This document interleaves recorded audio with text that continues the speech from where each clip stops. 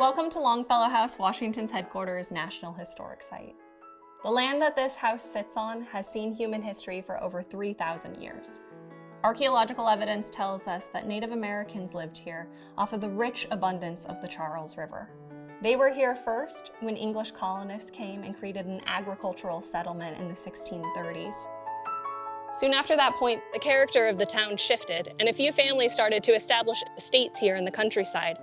Today, I'd like to share the interwoven tale of those families, the people they enslaved, and the wealth that built Old Cambridge.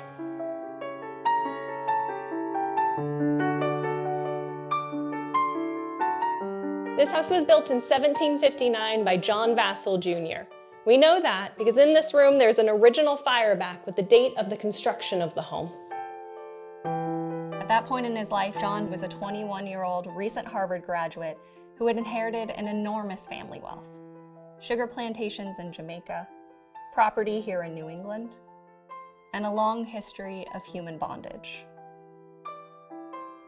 Between 1675 and 1833, the Vassall family enslaved thousands of individuals on their plantations in Jamaica. They used the money from that sugar industry to help build some of the oldest buildings in Cambridge, give extravagant gifts to Harvard, and buy their way into British aristocracy. Slavery in the northern colonies was intertwined with that in the Caribbean. In fact, they're one and the same system. Oftentimes, the people who were doing back-breaking labor on sugar plantations in Jamaica were the same people or ancestors of the people who were enslaved in the wealthiest homes here in New England. Many of these slaveholding families were also loyalists, meaning colonists who decided to remain loyal to the British Crown during the American Revolution. As tensions rose in the fall of 1774, John Vassall and all of his neighbors decided to leave this neighborhood and go into Boston, where British troops were protecting people like them. John Vassall left behind 7 individuals who he had previously enslaved. We know their names. 2 men were Malcolm and William. There were 2 women named Cuba and Dinah, and 3 children as well. These individuals were present in 1775 when General George Washington took the abandoned home as his first headquarters of the American Revolution.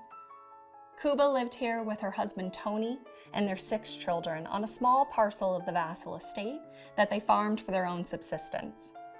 Tony even did some work for the Continental Army and was paid for his services. We can trace Cuba's individual story through historic records. We know that she was born in Antigua and was previously enslaved by the royal family, in-laws of the Vassalls. Eventually, she was brought to Massachusetts and then here to the John Vassall estate in 1769. When their loyalist enslavers fled, this family's status was put into limbo. Were they free? Would someone come back to enslave them? They didn't stick around to find out the answer. Tony and Cuba, on at least 2 different occasions, petitioned the Massachusetts General Court to be allowed to have a small bit of the Vassall estate, now abandoned, so that they could take care of their own family. The first of those, in 1780, was denied. Instead, they were given a pension of about £12 to take care of their family. In the most stirring of these legal documents, it states, "Though dwelling in a land of freedom, both himself and his wife have spent almost 60 years of their lives in slavery, and one hopes that they shall not be denied the sweets of freedom." Now using the surname Vassall, the family went on to buy a 1-acre plot of land near Porter Square. Eventually that property grew and became part of Louisville, a thriving Black community near the Cambridge Common. This estate was sold and sold again, and eventually was owned by a man named Andrew Craigie.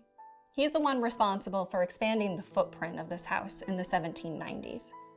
And it was his wife, eventually widow, Elizabeth Craigie, who rented out 2 of the rooms to Professor Henry Wadsworth Longfellow of Harvard in 1837. Tony and Cuba's story wasn't written into the enabling legislation that made this a National Historic Site. Regardless, though, their lives and the history that surrounds them is just as vital to the site's significance. One thing's certain: the formerly enslaved Vassall family had a more enduring and resilient impact on the history of Cambridge than that of their namesake.